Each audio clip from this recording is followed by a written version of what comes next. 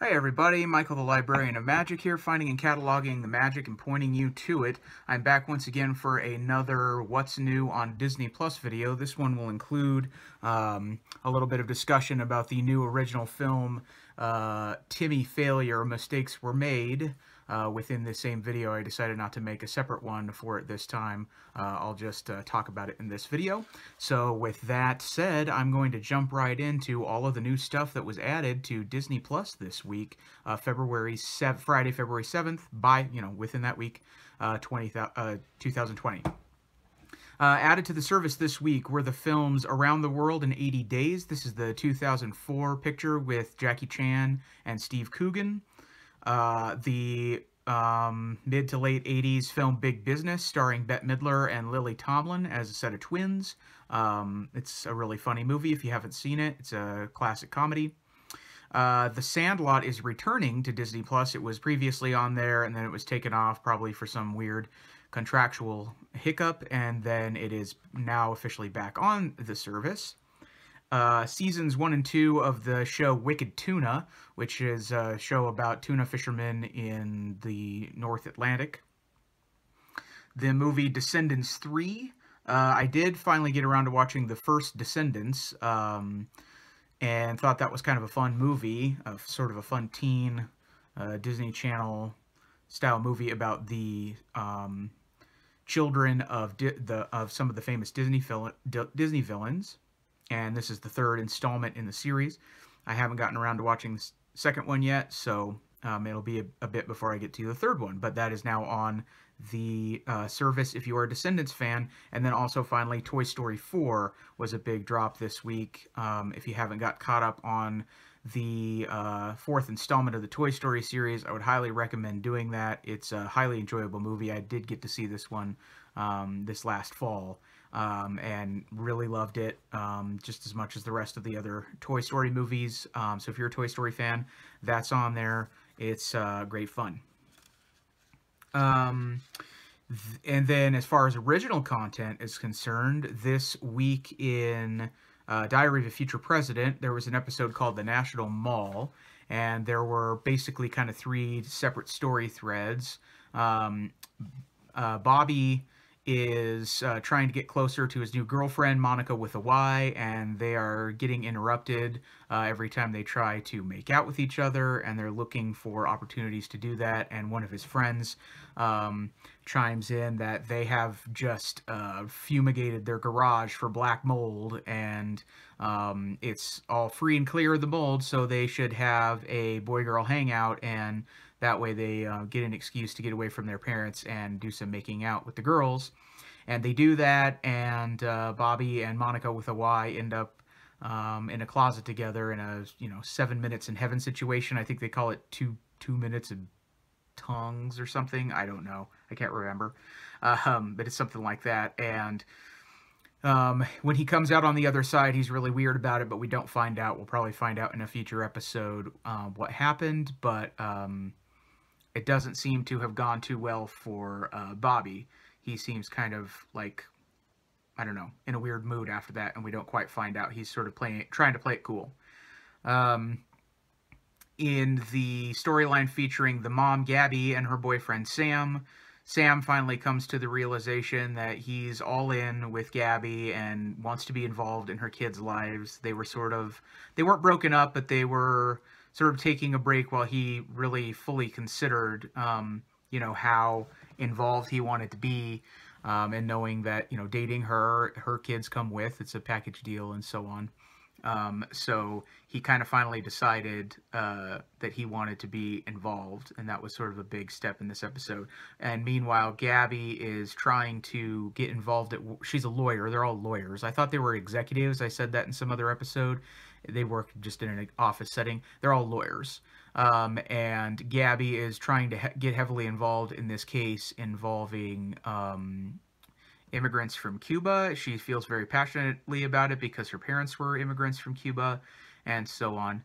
And she does manage to become a part of that case, which is why Sam decides to get more involved with the kids, because she needs Sam to go pick up Elena after school, which leads to Elena's storyline. She, in this episode, is trying to, she is feeling weird that she's not at the same level of, puberty or womanhood as some of the other girls in her grade, and she's not feeling very womanish. She's feeling very childlike, and that's making her feel insecure. So these two girls at school, these two older girls that are kind of have been bullying her for the last few episodes, we find out that they go to this store in the mall called Intimates and More, I think is what it's called. It's like a Victoria's Secret stand-in, and they buy this new zebra bra that's supposed to be whatever, this trendy bra. And she feels kind of jealous of that, so instead of shopping at her normal store, which I can't remember what it's called, but it's sort of like a Claire's type of stand-in for, younger girls for jewelry and earrings and stuff like that. Instead of that, she sneaks off with her friend to go to Intimates and More, even though her mom has told her that she's not yet allowed to shop there until she gets a little bit older. And she goes in there, and she and her friend are trying on a bunch of bras and corsets and all kinds of stuff like that, and they bump into their teacher from school while their teacher is trying to buy underwear, and they have like a really embarrassed moment with each other because, they see her underwear and stuff, and that makes them freak out for being caught in the store. So they take off, and, they're taking off all these bras and corsets and throwing them on the floor, and they run off. When they get home, Elena takes off her sweatshirt, and she realizes that she left one of the bras on while they were running out of the store, and she accidentally stole the zebra bra. And she doesn't want to automatically tell about it because she doesn't want to admit to her mom that she was shopping in a store that she was forbidden to go into. And she just sort of sets it under her bed like nobody will ever know. And they're learning about the telltale heart in school, of course, and this bra becomes the telltale bra.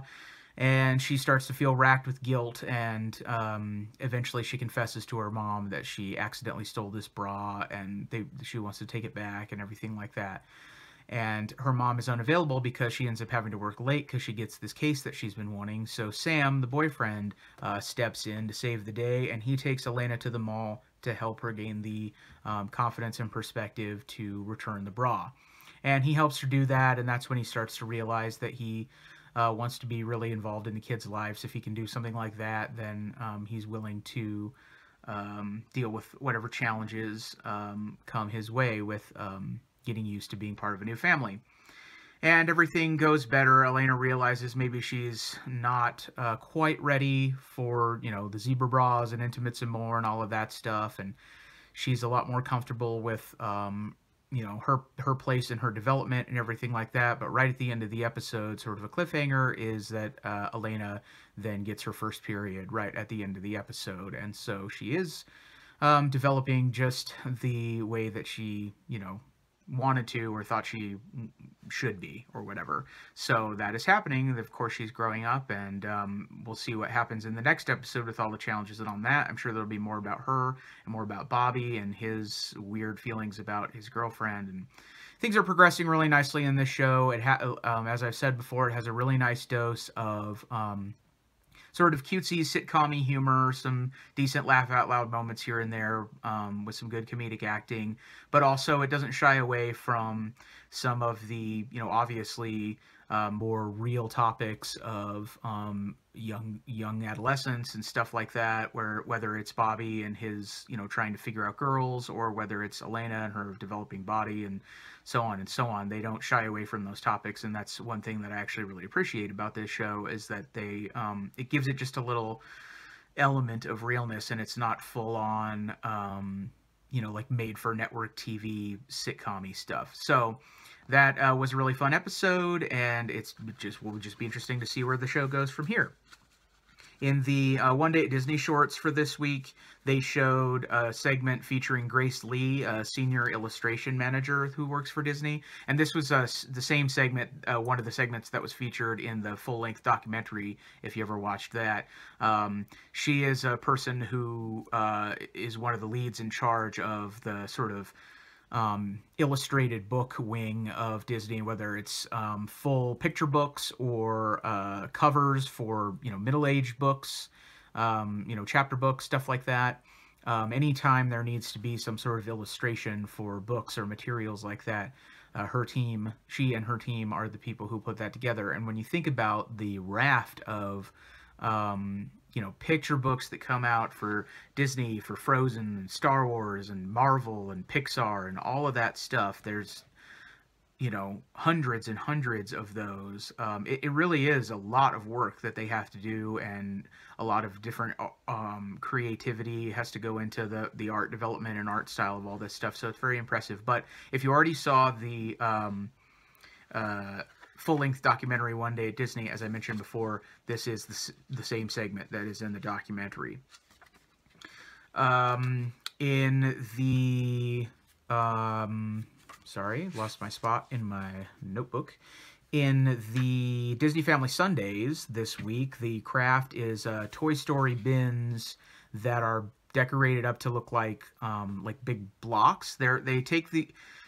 It's kind of hard to describe. I have some of these in my house, and maybe many of you do too, but they're sort of those like collapsible laundry cube thingies that you could sort of accordion if you want, or fold them out. They're kind of made out of sort of a flimsy-ish felt material, and if you want to, you could get like one of those shelves that are just a bunch of different boxes, like cubes, and put like the little cubbies inside of it. That's basically what they did. So they're decorating those cubbies to look like alphabet blocks that say toys on them in big primary colors like red and blue and green, or red and blue and yellow. And it's a really nice, fun idea for ways for kids to store toys, or even big kids like me who have a lot of things like toys and stuff in the house and need some storage for it. It's a really cool idea. Of course, the video tells you everything you need to pull that off, as always. So that's Disney Family Sundays. There was a new Pixar in Real Life this time around. They're sort of on a once-a-month schedule. So for the month of February, this one was also Toy Story themed. Probably all of these are in honor of Toy Story 4 dropping on Disney+. And this one is a Toy Story traffic cone rescue. They set up a scene basically from Toy Story 2. They're on some street in New York somewhere, and they set up an Al's Toy Barn. If you remember from the video, there's a guy who ends up basically stealing the toys, Andy's toys, to sell them in his toy enterprise business. And it's got like a big barn theme, and he dresses like a chicken for his commercials. So they set one up in New York. It's sort of a storefront that has like Woody in it, and the toy stores, Toy Story toys behind the window. And they got a guy playing Al out front dressed in a chicken costume, and he's trying to sell toys, and everybody's interacting with him.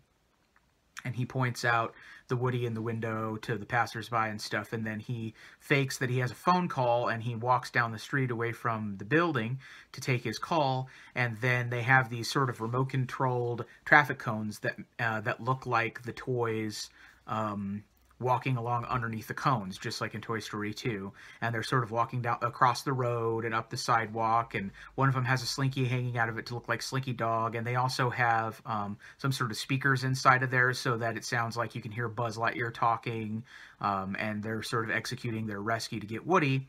And then the people are amazed by that and interacting with the cones moving around. And then when the guy comes back from his phone call, Woody is gone from the shop window, and he's trying to question all these people about where Woody went, because he doesn't know that Woody was rescued by all the other toys. So again, these are just really fun. They take some sort of scene out of one of the Pixar movies or some sort of concept, and they really bring it to life and let people interact with it. And it's just a really fun idea. So that was Pixar in Real Life this time around.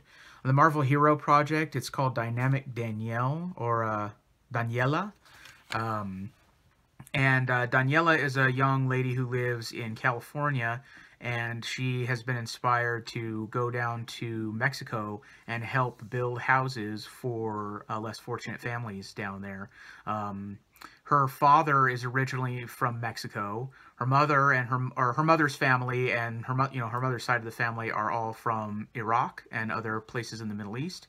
So she's got this multicultural background that causes her to think about these different issues that are going on in the world, or the conditions of other people around the world. She's very sympathetic to that, and she has used her time and talents to go down to Mexico and build houses for people on several occasions, or be part of teams that are doing that. And this is something that I really commend and respect. It's something that I personally have done. on an occasion in my life. She went down to the Baja side of Mexico because lives in California, so she's across the border there on the west coast side of Mexico. When I did my project, I was in Juarez, which is over towards on just the other side of the border from El Paso, Texas.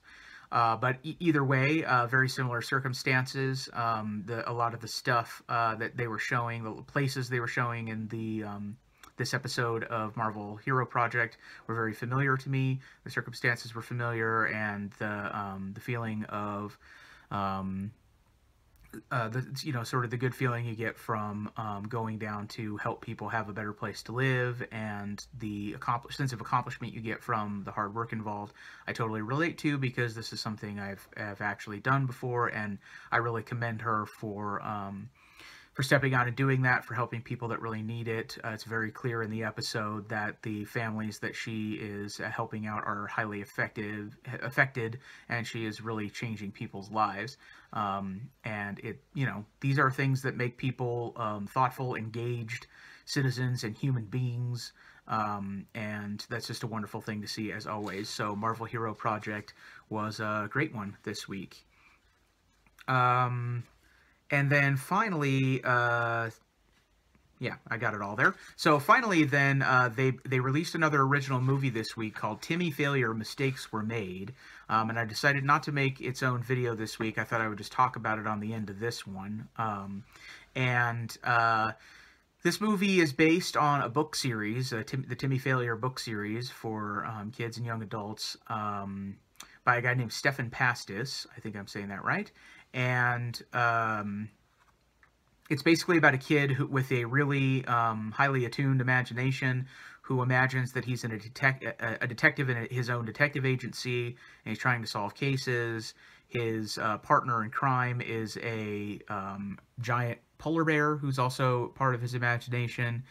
And yeah, that's kind of the basic gist of it. I haven't read the books. I'm not super familiar with them at all. This was kind of my first experience with it, and I can't speak to how well this is adapted, although I know that Stephan Pastis helped to co-write or advise. He was involved. But for whatever reason, it didn't... I don't 100% know what they were going for in this movie, but it didn't really work for me overall. There were aspects of it that really did. There were times where the humor really worked. I thought Wallace Shawn was great as a teacher who's basically a Mr. Wilson to Timmy Failure's Dennis the Menace kind of situation. Those scenes, some of the jokes really landed for me. There were some humorous moments about it, and there's some aspects of his imaginary life that are very funny, like he's imagining all the time that he's being thwarted by the Russians or being spied on by the Russians, but really they're just like hipsters. He lives in Portland, and so they're like these hipsters that run a food truck, and he thinks they're all Russian spies and stuff. Those kinds of things are funny, but beyond that, instead of playing it as a kid who just has a really hyperactive imagination, there are aspects of the story that make it clear that he's like a deeply troubled young person who nobody seems to be trying to help all that well. They seem to be encouraging some of his behaviors. He's not really great in school because he's sort of lost in his own world all the time, and rather than like in a lot of other stories that are sort of this type, this is not the first. Timmy Failure is not the first story to take the concept of a child with an overactive imagination. I was reminded of the 90s cartoon Bobby's World that was created by Howie Mandel. There's a similar vibe to it, but with Bobby's World, it's sort of a kid who knows reality but insists on using his imagination and staying in his own world. And Timmy Failure seems to be a kid who's just totally divorced from reality. And there's even evidence in this movie that, like, his father stepped out on him and his mom, and that's when the polar bear showed up. They sort of imply all these things that, like, these traumatic events happened in his life, and then he retreated into his imagination to deal with his trauma. And no adult in this movie seems to be encouraging this kid to deal with his trauma, but rather they just encourage this kid to, you know, be your unique self, and you know, your imagination is fun and it's what makes you cool. And that is true. That is 100% true. But also, this kid needs help to balance his imagination with reality, not to divorce himself from his imagination completely. We don't want to lose our imaginations at all if we can help it. But this kid is, like, fully deluded from what I could see in the movie, and that was bothersome to me. It was alarming. And his they're going for, like, sort of a deadpanned, you know, film noir detective vibe with this kid, and the way that it gets played, you know, with some of the deadpan responses and line readings and jokes and stuff like that, it comes off as just being self-centered and deluded. He always says the phrase "mistakes were made," not owning up to his own mistakes. And it seems like one of the lessons of the movie is supposed to be that you learn to, you know, you learn to admit to your own mistakes, and he kind of seems to do that in the end, but that's a little unclear to me. I can't blame the kid, the actor, for the way that it's played.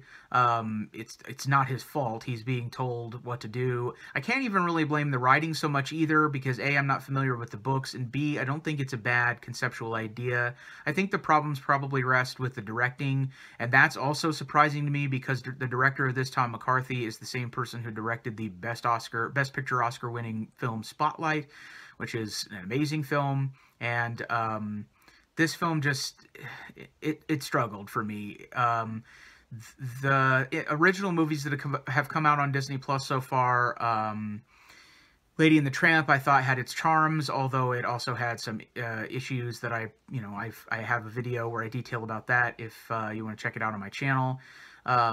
Same thing with what was the other movie? Noelle, the Christmas movie that came out. Togo, I thought, was an exceptional movie, still the best original one they've released so far. And this movie just is not. It's my least favorite of the batch. It just didn't land for me at all.